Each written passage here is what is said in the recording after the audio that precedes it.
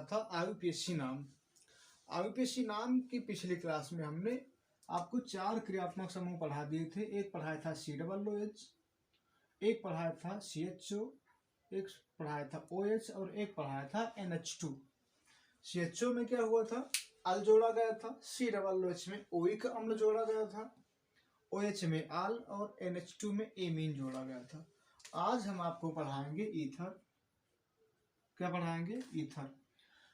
तो हम हेडिंग डालेंगे ईथर। ईथर का सामान्य सूत्र होता है ROR। ROR। हम कह सकते हैं ऐसे यौगिक जिसमें ऑक्सीजन से 2 एल्किल समूह जुड़े होते हैं। ऑक्सीजन से 2 एल्किल समूह जुड़े होते हैं, उसको कहा जाता है ईथर। क्या कहा जाता है? ईथर। ईथर 2 प्रकार का होता है। जब हम ईथर पढ़ें तो ये 2 प्रकार का होता है। एक होता है सम्मित ईथर और एक होता है असम्मित ईथर। सम्मित ईथर क्या होता है कि हमारा ऑक्सीजन है क्रियात्मक समूह, इसके तरफ 2 R हैं। R के मतलब कार्बन होगा। तो यदि दोनों पक्षों में कार्बन की संख्या क्या होती है? बराबर होती है, तो उसको कहा जाता है सम्मित ईथर। जैसे हमने आपके सामने लिखा CH3O CH3, C2H5O C2H5। इस कंडीशन को कहा जाता है सम्मित ईथर। बीच में ऑक्सीजन, दोनों पक्ष के क्या होंगे? कार्बन की संख्या बराबर पाई जाएगी एल्किल में, तो उसको कहा जाएगा सम्मित ईथर। दूसरा होता है असम्मित ईथर। असम्मित ईथर का मतलब होता है कि दोनों पक्षों में कार्बन की संख्या बराबर ना हो। दोनों पक्षों में क्या हो? कार्बन की संख्या बराबर, यानी आपके एक हाथ में 5 रुपए, एक हाथ में 4 रुपए, कम ज्यादा है तो क्या हो जाएगा? असम्मित। और ये दोनों हाथ में 5-5 रुपए तो क्या हो जाएंगे? सम्मित ईथर। जैसे इसका हम लिख दें CH3O C2H5 या C2H5O C3H7। हम देखेंगे एक पक्ष में 1 कार्बन, एक पक्ष में 2 कार्बन, कम ज्यादा। एक पक्ष में 2 कार्बन, एक पक्ष में 3 कार्बन, कम ज्यादा। तो जब ऐसी कंडीशन होती है तो उसको कहा जाता है असम्मित ईथर। तो ईथर 2 प्रकार के होते हैं, हमने आपको बताया। एक बताया सम्मित ईथर, एक बताया असम्मित ईथर। हम बात कर लेते हैं इनके आईयूपीएसी नाम की। इनके आईयूपीएसी नाम की बात किया जाए तो पहले सूत्र कैसे लिखेंगे? R का मतलब हमने एक जगह लिखा CH3, बीच में O और दूसरी तरफ फिर लिखा CH3, फिर लिखा हमने CH3O C2H5। देखिएगा, एक तरफ कार्बन की संख्या निश्चित रखा जाता है, दूसरी तरफ के कार्बन को एक एक करके क्रमशः हम बढ़ाते रहते हैं। फिर हमने लिखा CH3O C3H7, CH3O C4H9। ये और सूत्र हमने लिख दिया। यदि आईयूपीएसी नाम लिखा जाए तो एक कार्बन के साथ जोड़ दिया जाता है ऑक्सीजन को किसी भी दिशा में। जिस दिशा में कार्बन की संख्या कम होती है उसके साथ लिखा जाता है ऑक्सीजन और उसको जोड़ जाता है ऑक्सी। यदि हम कहें इसको एल्किल और ऑक्सी जोड़ा जाएगा, ऑक्सीजन तो हो जाएगा एल्काऑक्सी। तो यहाँ एक कार्बन पर आपको पता है मेथ होता है, मेथ में ऑक्सीजन जोड़ेंगे तो हो जाएगा मेथॉक्सी। दूसरा बचा एक कार्बन, एक यह हो जाएगा आपका मीथेन। अच्छा, यहाँ भी कम कार्बन है, क्या हो जाएगा? मेथॉक्सी। एथेन, यहाँ भी कम कार्बन के साथ जोड़ेंगे तो हो जाएगा मेथॉक्सी। इधर बचेगा 3 पर होता है प्रोप, तो क्या बन जाएगा? प्रोपेन। ऐसे अगले में ये हो जाएगा क्या? मेथॉक्सी। और इधर है 4 कार्बन, तो 4 पे होता है ब्यूट, हो जाएगा आपका ब्यूटेन। सुन रहे? हाँ, एक बात ये ध्यान रखिएगा, इसी क्रम में ये कोई जरूरी नहीं कि हम एक तरफ CH3 को ही स्थिर रखें, दूसरे को भी बढ़ा सकते हैं। जैसे इधर हम कर रहे हैं C2H5O C3H7 या C2H5O C4H9 C2H5O C5H11, इस तरीके से लिखते हैं। देखिएगा ऊपर हम एक तरफ C3 स्थिर करते थे, अब हमने स्थिर क्या कर दिया है C2H5। इधर 3 कार्बन, इधर 2 कार्बन, 2 के साथ में ऑक्सीजन लग जाएगा। 2 कार्बन पे होता है एथ, एथ में जोड़ेंगे ऑक्सी और हो जाएगा आपका क्या एथॉक्सी। दूसरी तरफ बचा 3 कार्बन, 3 पर होता है प्रो, बन जाएगा प्रोपेन। अच्छा यहाँ एथॉक्सी, इधर 4 कार्बन तो क्या बन जाएगा ब्यूटेन। इधर भी एथ के साथ ऑक्सी जोड़ेंगे, बन जाएगा हमारा एथॉक्सी। और इधर हो जाएगा क्या C5H11 होता है तो बन जाएगा 5 पे होता है पेंट, बन जाएगा पेंटेन।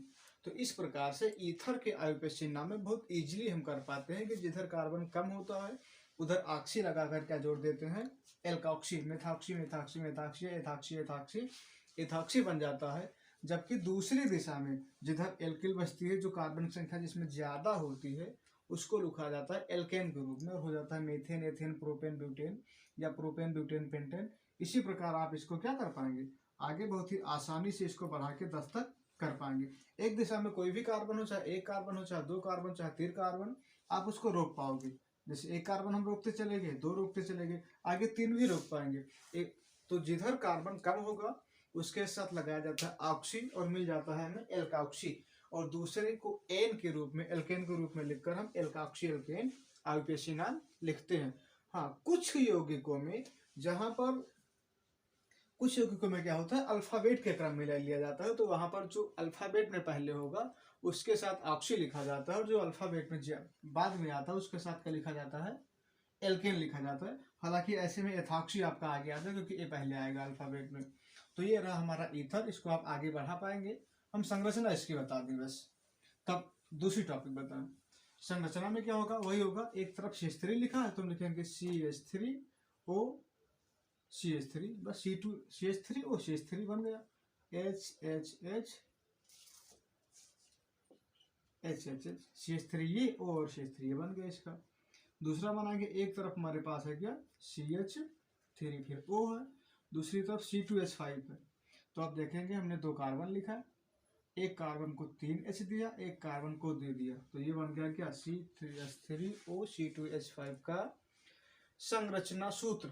इसी क्रम में यदि हम दूसरा बना दें C2H5O C3H7 का, तो C2H5 ये एक कार्बन को हमने दिया 3 हाइड्रोजन, एक कार्बन को दिया 2 हाइड्रोजन, ये बन गया CH3 CH2। फिर भी लिखा हमने क्या O का आगे फिर लिखा C3H7, तो हमने लिखा 1 2 3 कार्बन, और सबसे किनारे वाले हाइड्रोजन को हम देंगे कार्बन को 3 हाइड्रोजन। जो कार्बन सबसे किनारे होगा उसको क्या किया जाएगा 3 हाइड्रोजन दिया जाएगा, बाकी जो कार्बन हमारे बीच में है उनको दिया जाएगा केवल 2 हाइड्रोजन। तो देखेंगे हम इस कार्बन के साथ 1 2 3 4 5 6 7 C3H7 1 2 3 कार्बन और 7 हाइड्रोजन। ऑक्सीजन के इधर 2 कार्बन और 3 2 5 हाइड्रोजन। तो ये हो जाएगा हमारे ईथर का संरचना सूत्र। इस प्रकार आप क्या करें कर पाएंगे, इसका 10 तक आयुपेशी नाम भी लिख लेंगे और संरचना सूत्र भी बना लेंगे। या समस्या होगी तो कमेंट करके बताइएगा, उसके बारे में हम आपको फिर से वीडियो बना के दूसरी वीडियो में उसका जिक्र कर देंगे। अब ईथर के बाद हम आपको एक और टॉपिक पढ़ा दें इस आयुपेशी नाम में, कीटोन। क्या पढ़ा दें कीटोन। कीटोन का होता है क्रियात्मक समूह डबल बॉन्ड CO। इसमें भी वही होगा, हम 2 R जोड़ सकते हैं। जैसे हम लिख दें CH3 CO CH3 CH3 CO C2H5 CH3 CO C3H7 C3H7 ऐसे लिख दें CH3 CO C4H9 CH3 CO C5H11। ये हमने कुछ 5 सूत्र लिख दिया। यदि नाम लिखेंगे तो आसान है, कुल कार्बन जोड़ लेंगे। जैसे हम देखें 1 2 3, होता क्या है कोई क्रियात्मक समूह हो और उसमें कार्बन है तो वो भी कार्बन पूरी श्रृंखला के साथ गिना जाता है। हम देखेंगे 1 2 3 कार्बन है, 3 पर होता है प्रोप, तो क्या करेंगे हम प्रोप लिखेंगे। प्रोप से प्रोपेन बनता था, प्रोपेन लिख दिया।